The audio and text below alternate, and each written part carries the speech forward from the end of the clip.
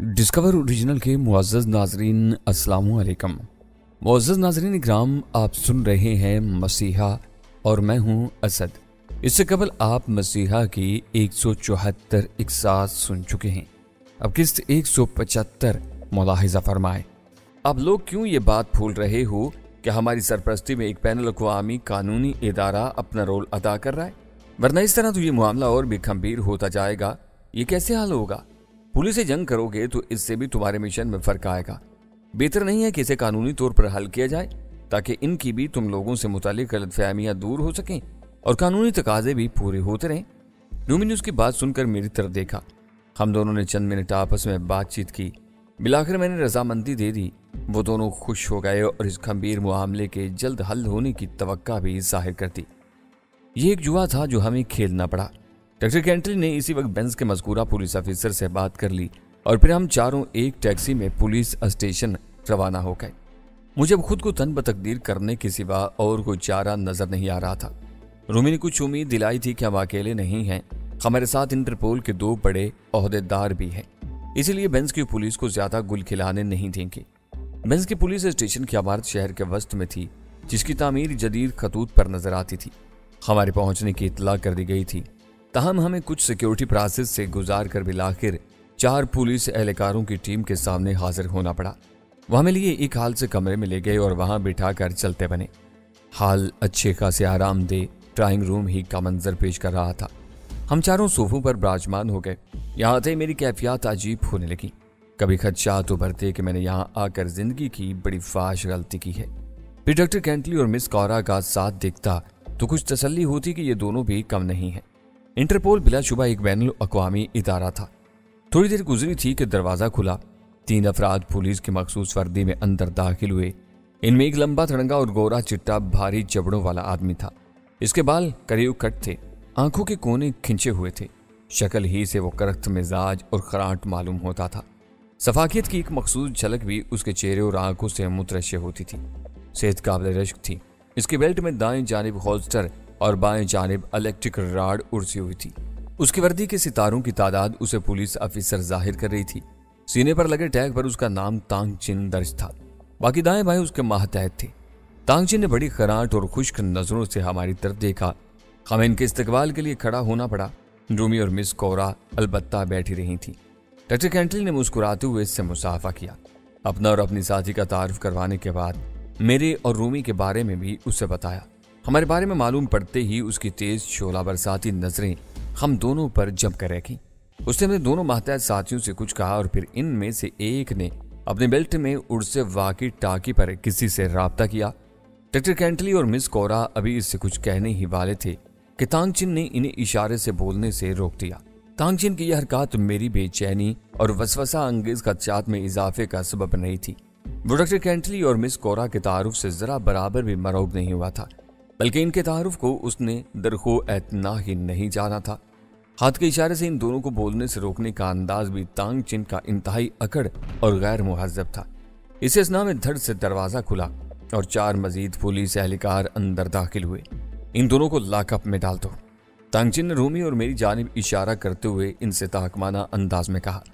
एहलकार हथकड़ियां अपनी पेंट के बेल्ट से निकालते हुए हमारी जानिब बढ़े तो दरमियान में डॉक्टर कैंटली और मिस कौरा ने उसे टोकने की कोशिश चाही, लेकिन एक बार फिर तांग चिन ने इन्हें चुप रहने का इशारा कर दिया। वो दोनों बेबस नजर आने लगे। मेरे अंदर साई साई होने लगी।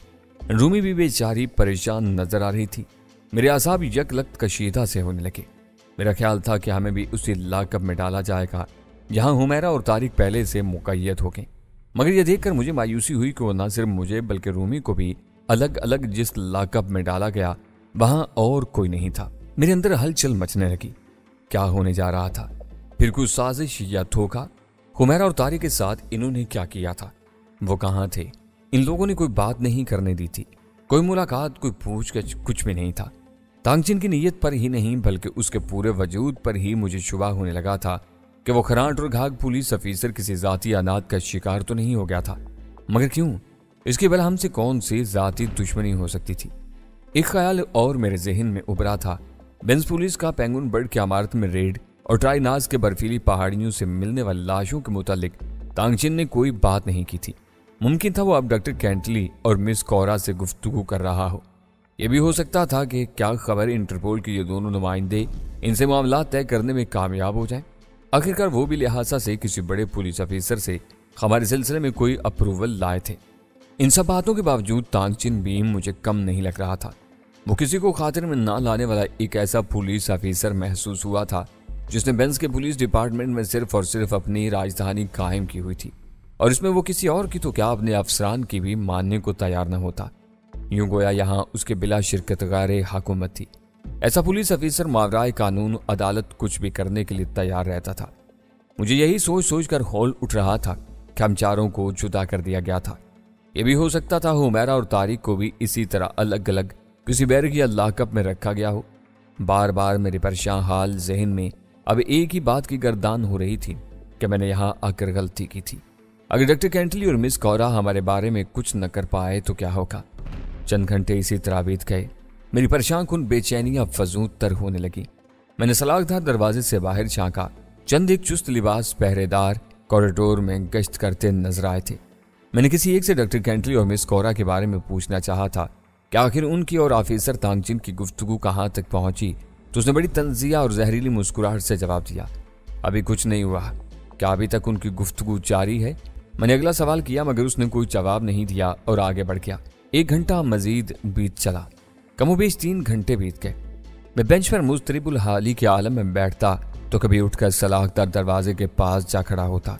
थोड़ी ही देर गुजरी कि मैं बेंच पर सर झुकाए तशवीशज़दा सोचों के भंवर में डूबा हुआ था कि अचानक सलाखदार दरवाजे को ठोंक बजाकर मुझे मुतवज्जा किया गया। मैंने जल्दी से सर उठाकर देखा। 2 वर्दीपोश पुलिसमैन खड़े थे। एक ने मुझे इशारे से बुलाया। मैं करीब गया। उसने बताया कि मुझे अफसर तांगचिन से मुलाकात के लिए ले जाया जा रहा है, इसलिए मुझे हथकड़ियां पहनाना होंगी। मैंने होंठ भींचकर इस बात में सर को जुम्बिश थी। उन्होंने मुझे पुश्त की जानिब हो जाने का हुक्म दिया। मैंने ऐसा ही किया। सलाखों के बाहर से एक ने मेरे दोनों हाथों में हथकड़ियां पहना दी। इसके बाद दरवाजा खोला गया और मुझे बाहर निकाल लिया गया। मुझे उम्मीद सी हुई कि शायद इंटरपोल के नुमाइंदों और तांगचिन के दरमियान मुज़ाकराती मामलात तय पा गए हैं और अब हमसे कुछ सवालात करना मकसूद होंगे। मुख्तलिफ कॉरिडोर ऑफिस नुमा कमरों से गुजारने के बाद मुझे कोने वाले कमरे में लाया गया। यह कमरा बस कमरा ही था जिसके वस्त में सिर्फ एक मेज और आमने सामने 2 कुर्सियां रखी थी। मेज पर फकत एक ऐश ट्रे रखी नजर आ रही थी और वहां कोई नहीं था। मुझे मायूसी हुई। मुझे कुर्सी पर बैठ जाने का कहा गया। मैं खामोशी से बैठ गया। वो दोनों पुलिसमैन मुझे वहां छोड़कर पलट गए। मेरे दोनों हाथों में हनूज हथकड़ी लगी हुई थी। थोड़ी देर गुजरी, दरवाजा खुला। मैंने देखा अफसर तांगचिन अंदर दाखिल हो रहा था।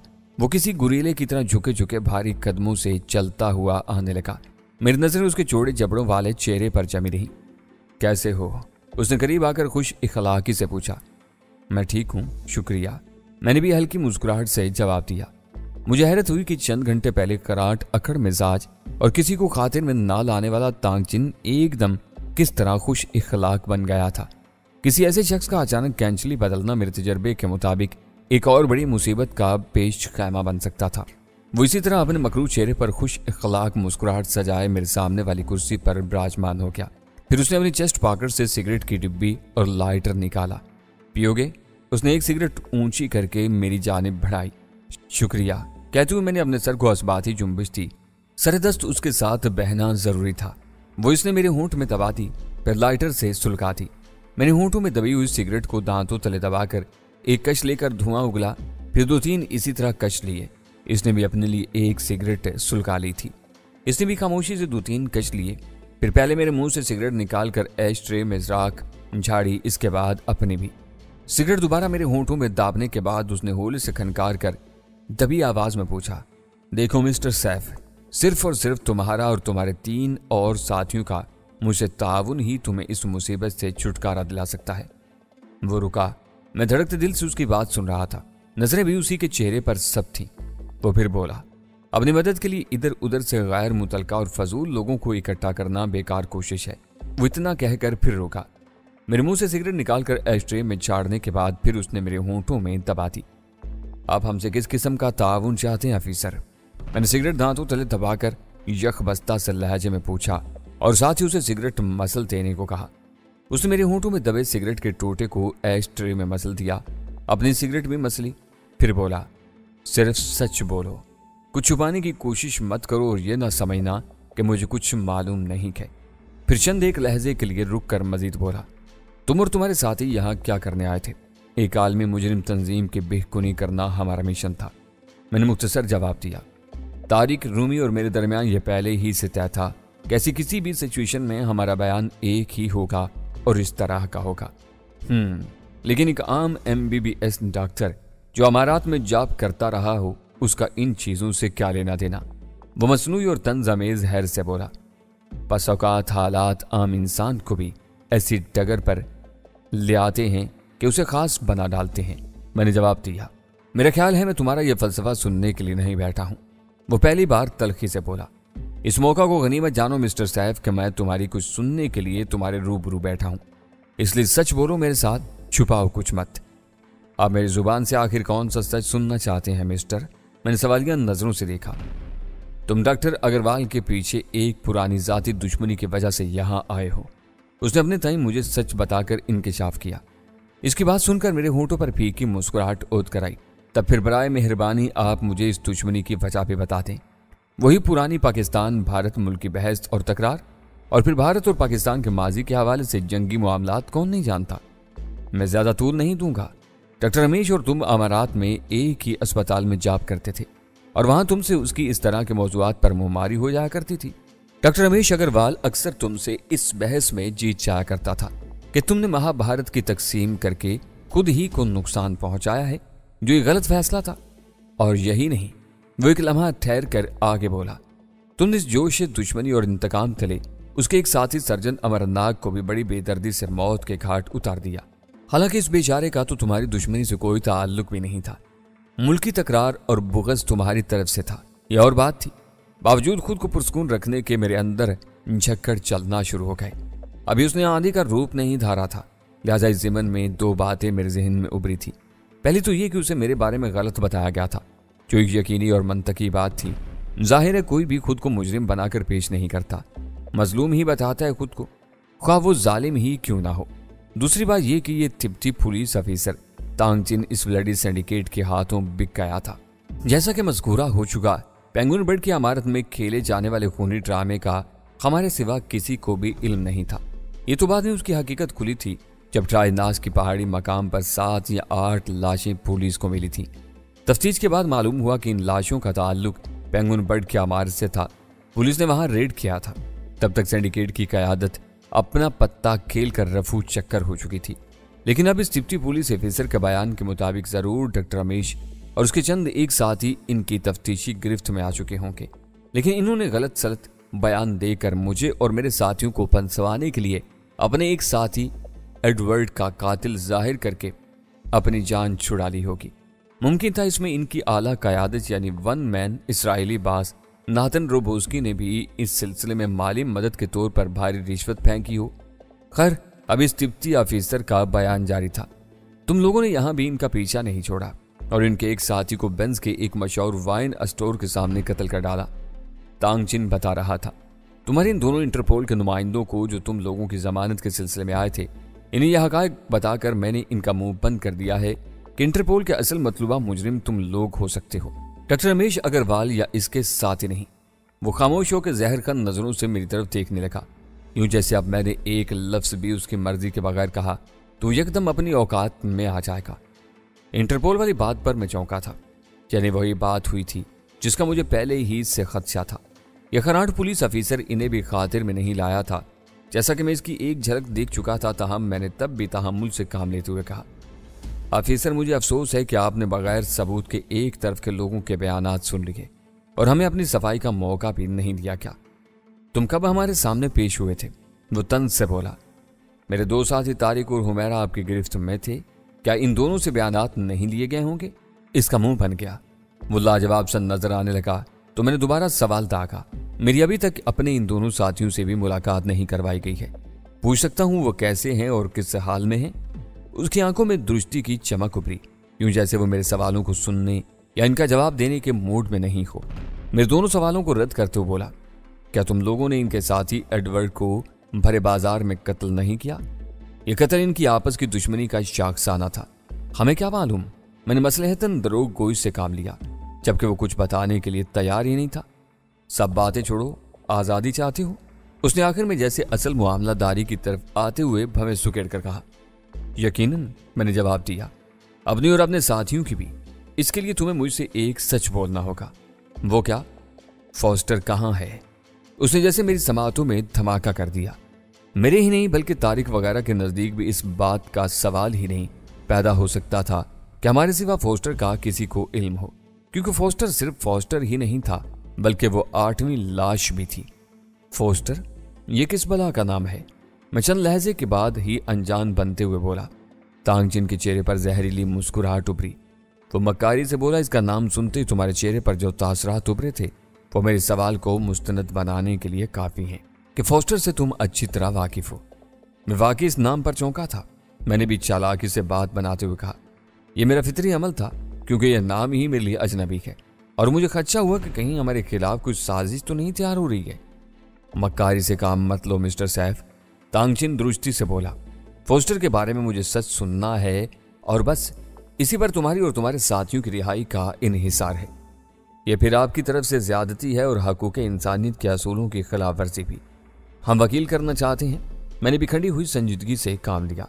इसने जोर से अपने दोनों हाथों की भारी भरकम हथेलियां मेज की सतह पर मार कर बजाई। कमरे के दम बखूद माहौल में शोर हुआ। वो चिल्ला कर बोला, यहां मेरी हुकूमत है, कोई वकील कोई मददगार तुम मुयस्सर नहीं होगा यहां, मां सिवाय एक आदमी के, और वो मैं हूं। गुस्से से वो लाल भभूका होने लगा। मैं इसकी तरफ घूरता रहा। फॉस्टर के बारे में इल्म होना कोई गहरी साजिश लगती थी। तांगचिन बकता झुकता और मुझे खतरनाक नताज की धमकियां देता हुआ उठकर चला गया। इसके बाद मुझे भी दोबारा लॉकअप में बंद कर दिया गया। मेरे अंदर जबरदस्त किस्म की पकड़ धकड़ होने लगी। फॉस्टर का तांगचिन के इल्म में आना क्यों कर मुमकिन हो सका था? इसका सवाल मेरे लिए गैर मुतवक्का ही नहीं बल्कि चौंकाने वाला भी था। मैंने तेजी से काम करते हुए अपने जहन पर जोर देते हुए पेश आमदा हालात का तजिया किया। फॉस्टर का अंदाजा सबसे पहले मैंने ही 8वीं लाश के गायब पर लगाया था और जो बाद में दुरुस्त साबित हुआ था। अब सवाल ये पैदा होता था कि खबरों के मुताबिक जिस तरह मैं चौंका था, इसी तरह इस सिंडिकेट का नया गासिब बास नातिन रोबोस्की भी चौंका होगा कि 8 लाशों में से 7 लाशें अगर पुलिस को मिली थीं तो 8वीं लाश कहाँ गई? वो इसकी खोज में लग गया होगा। यूं इस चालाक और घाक आदमी ने फॉस्टर के बारे में अपने खूनी टोले को लगा दिया था जो हमारे हाथों मारा गया था। फॉस्टर सिंडिकेट के नहबबाज के लिए एक खतरा था। इसकी कामयाब प्लानिंग उसके कामयाब मंसूबे की नाकामी थी, इसलिए वो फौरी तौर पर इसकी मौत का ख्वाह था। अब यहाँ नातन रोबोस्की के लिए एक और नई मुसीबत हमारी सूरत में खड़ी हो गई थी। वो अब तक रोजी और डॉक्टर रमेश अग्रवाल वगैरह की जुबानी हमारे बारे में बहुत कुछ जान चुका होगा। इसे यह भी खूब अंदाजा होगा कि फॉस्टर के हसूल के लिए हम भी जान तोड़ कोशिश किए हुए हैं। बात क्लियर थी, वो उसकी मौत का ख्वाह था और हम उसकी जिंदगी के, क्योंकि हमें फॉस्टर को इंटरपोल के हवाले करना था ताकि वो बाकायदा इनके खिलाफ एक टास्क और ग्रुप तश्कील देकर इनके बेखूनी के लिए इकदामात करते। यूं अब रोबोस्की हमारे साथ चौमुखी लड़ने की कामयाब या नाकाम कोशिश कर रहा था। जब उसे यह पता चला होगा कि हम भी इधर ही हैं और खबरों के जरिए भी उसे हमारी बेंज पुलिस की तलबी का इल्म हुआ, तो उसने फौरन बेंज पुलिस डिपार्टमेंट के इस डिप्टी ऑफिसर से हमारे खिलाफ जरूर दरूनी खाना मामलादारी कर ली होगी। जैसा कि मज़कूरा हो चुका कि मैं इम्कानात और क्यासात को जुटलाने का आदी नहीं था, इसलिए कि यह हालात का वो निचोड़ होते हैं जिनसे इंसान गुजरा होता है। मेरे तेज़िए कम ही गलत साबित होते थे, लेकिन अब यहाँ यह भी हकीकत थी कि मैं जिंदगी में पहली बार अपने इस तेज़िए के गलत साबित होने की दुआएं मांग रहा था, क्योंकि मैं जानता था कि अगर यह सब सही था तो बहुत गलत होने वाला था।